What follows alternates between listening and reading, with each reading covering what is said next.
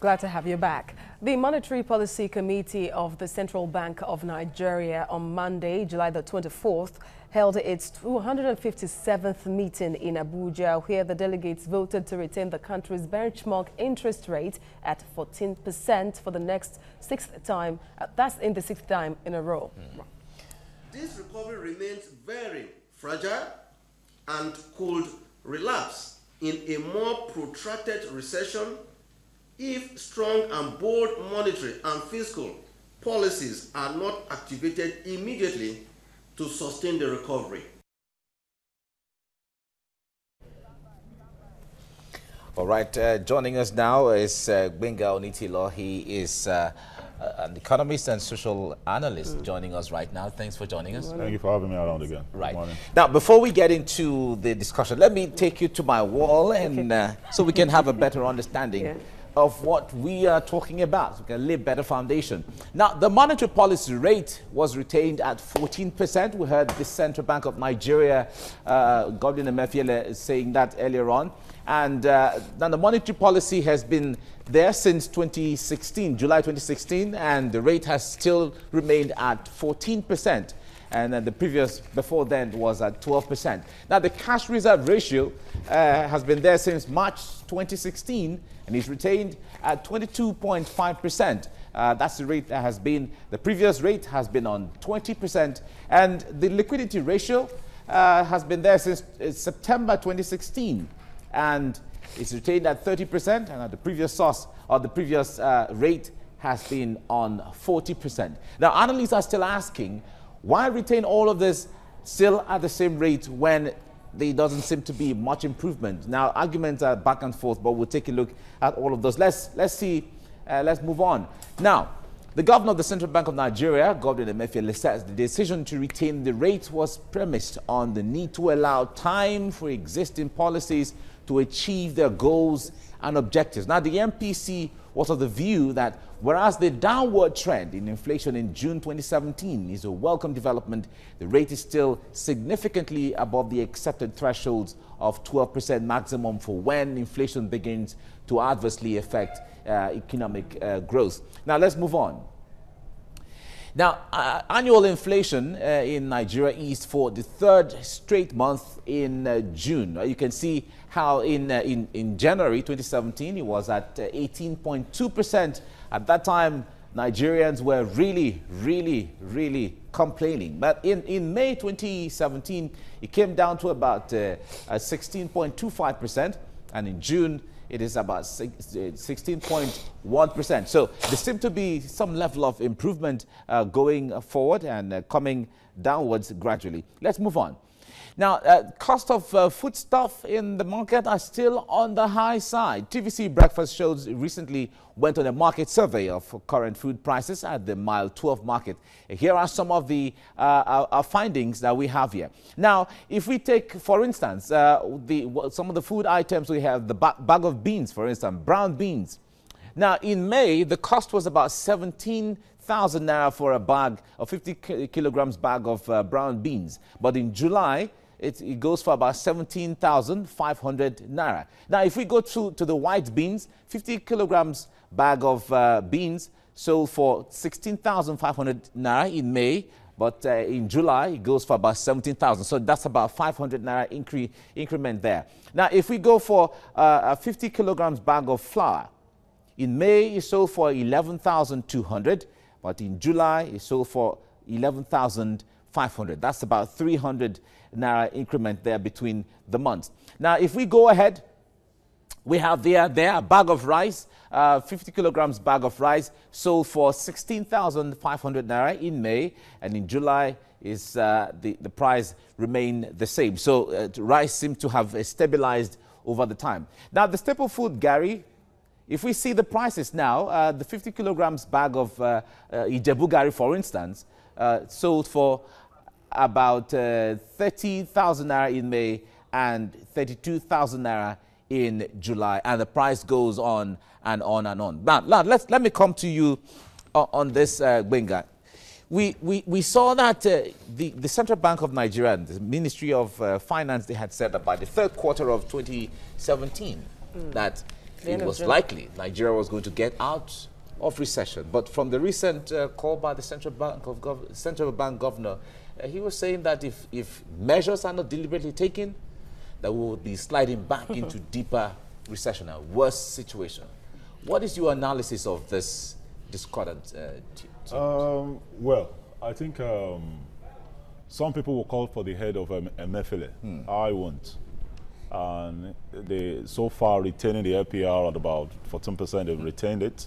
It's been a welcome development. As far as I know, some economics will argue on the other side that lower interest rates, when low interest rates, people will borrow, businesses will thrive. It doesn't always just work that way. You have to also look at several indices.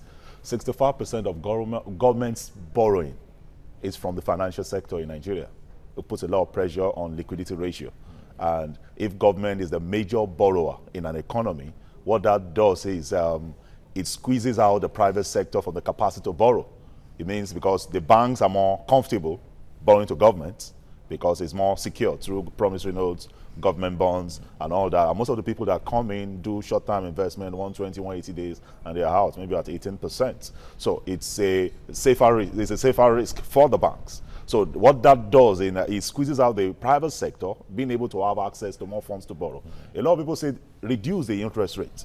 What we don't understand is when you reduce the interest rates, it also impacts on the capacity of people to put more money into the bank, because what that does is it reduces the interest being offered to those that make deposits to the bank. So which means quite a lot of people will definitely take their money off the bank. And so when the cash reserve ratio reduces, it affects the health of the financial sector as well. So there are a lot of dynamics there. So we also have to look at monetary policies don't get economies out of recession in itself.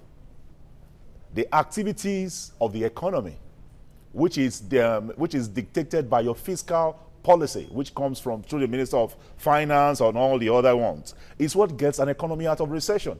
And what is recession in itself? It's decline in activity in an economy. Basic knowledge, it's decline in activity in an economy. So when there is decline, you know how to look at your fiscal side. How do we jumpstart the economy in such a way to increase the activities around the sectors, the real sectors that have promised to enhance government revenue earnings? If you look at our key revenue still comes from oil. And you also have to look at another thing. You are looking at food price. People are saying, but inflation is going down a bit. How come food prices are not coming down? But the question you need to start asking yourself is this. Has your import bill reduced? Number two, the price of petroleum products, has it reduced? Petroleum products have an impact on food production. Transportation. So if the cost of your petroleum products have not come down, then it will be a resultant effect. That also the production, everything that goes into production, most of the things we even use on the farm, most of them we don't even produce it here, like the farm equipment. Most of them are not even produced here. You import them in. Forex has an impact on that as well. So people don't take into consideration all that, and people blame the people that are producing for all the pricing and saying Nigerians are greedy. No, it's a rippling effect of quite a whole lot of things. Okay. So, I want to make it more robust. Now, the assertion, even in the first place, that Nigeria was going to get out of recession by the end of June was, according to many analysts now, was hinged on some fortunate incidents on the part of Nigeria. For example, the increase in the price of crude oil in international markets above Nigeria's crude oil benchmark in the budget, and of course the exemption from OPEC production cuts somehow makes it good for Nigeria and economy, so that it's not about the policies put in place, like you've said now, but just fortunate incidents so far. No. Whatever we have achieved in the terms of being able to amass so much forex in our trade of crude oil based on the preference being given us by OPEC. You don't know what you don't have control over. You don't have control over the pricing in the market. Nobody builds an economy around something you don't have a control over. I know some of us have been saying the intervention that has been done by the CBN in the forex market is not organic. It's not systemic. It's only for a while. Now there has been a cut. Nigeria has been taken out. There's no more exception being given us, which definitely after some time, the price of crude oil maybe gets to about 50 something. Then the shale producers come on And when the shale producer comes, you know what's going to happen. It's going to further be Cause lead trouble to a for decline. Nigeria. So what crude oil money is supposed to do for you is supposed to be a cash flow through which you grow other critical sectors of your economy. It's not the means to the end. Look, for example, there are countries like, what do you call it, Republic of Ireland. Their foreign reserve is not as huge as ours, but the economy is thriving very well. You know why? They produce 90% of what they consume. Over 90% of what we consume is imported. And as long as you have that kind of economy, it's going to impact on inflation. It's going to impact on how you utilize your forex, the forex that you use to develop other economies rather than your own critical sectors. The critical sectors of your economy, which still is the service sector, which about 65% of the GDP, you need to start asking yourself a question. What kind of tax holidays are they getting? What kind of rebates are they getting? What type of concession are they getting? What kind of subventions are they getting for them to be more productive in what they do? The government wants to make more you money also look at tax. agric. We shout so much about agriculture as the better. No, agric is not the means to the end. It's the agro-allied, the value chain you create around it. You're looking at infrastructure. You are looking at some other service sector that go all around. Agric itself. They complement that. That is what grows that sector. All right, Gbenga, let me put you on hold and bring Fola Dele in here to give us a reaction on social media before we go ahead. It's good to see Fola. Fola, good morning. Good morning. Yeah. You missed me, right? Yeah, of course. It's nice to have you around. Good to see you guys. Yeah. Good morning, Gbenga. All right, so Nigerians are hearing the word recession again, or a likely, case of the return of the recession, and they're not pleased. So let's find out what people are saying. Adetutu Balogun says, in quarter 2, Kemi said Nigeria is coming out of recession. In quarter 2, Emefiele said Nigerians could return to a deep recession.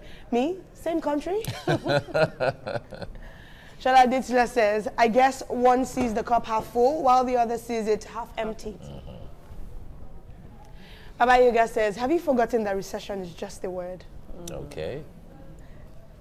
Naya says, have we ever been out of a recession except in the media and central bank press releases? Sukri says, God, please, not again. Dash Peter Robney says, Nigeria will soon be out of recession. Nigeria may stay longer in recession. Which is it, Mr. CBN? Okay, so I'll leave you with those reactions. Thank you so much. Thank you.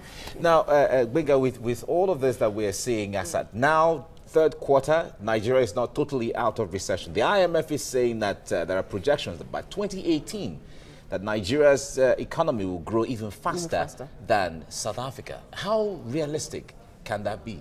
Well, the things, if you're looking at the size of the economy, the potential it has, maybe. But if you look at the realities on the ground, you still have about 2.8 trillion deficits. That's funding that we still need to be able to fund the budgets, which we don't even know how that is going to be. So, and the international lenders are not willing to lend because, for example, you have been out of the JP Morgan index, which puts you at a great disadvantage because international lenders will want you to put certain measures in place in your economy. For example, harmonize your foreign exchange scheme so that you have one single window of foreign exchange. So also they want to look at fiscal discipline in the way you utilize the funds. They want to look at things like zero budgeting, not the kind of budgeting that we go about. There's a lot of transparency in how you do procurement, public service procurement and tenders when it comes to government projects. They are also to look at the reform of your civil service. There are quite a lot of things you have to put in place before international lenders can put their funds into the economy. So if those things are not in place, there's no way you get money for international lenders. So government at the end of the day will still keep going back to the local markets to borrow funds. And the thing is this, a lot of people have said we have to spend our way out of recession. No, it's not just about spending your way. You have to spend with sense. What sectors are you going to invest those funds in? You have over $100 billion left the economy. Over 5 million people have lost jobs in the past about 2 years. You still have, what do you call it now? Consumer price index still a bit high. So there are key things you need to do at the moment. You need to harmonize your foreign exchange. The fiscal policy is actually the driver.